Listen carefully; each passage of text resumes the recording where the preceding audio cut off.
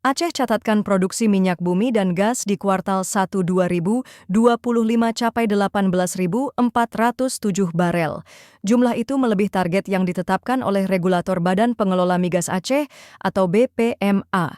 Kepala BPMA Nasri Jalal dalam keterangannya Rabu 7 Mei 2025 mengatakan capaian tersebut tidak terlepas dari sinergitas semua pihak, pemerintah Aceh, Kementerian ESDM, KKKS, serta dukungan masyarakat. Alhamdulillah, kuartal pertama 2025, produksi minyak bumi dan gas di Aceh lebih target yang direncanakan, katanya.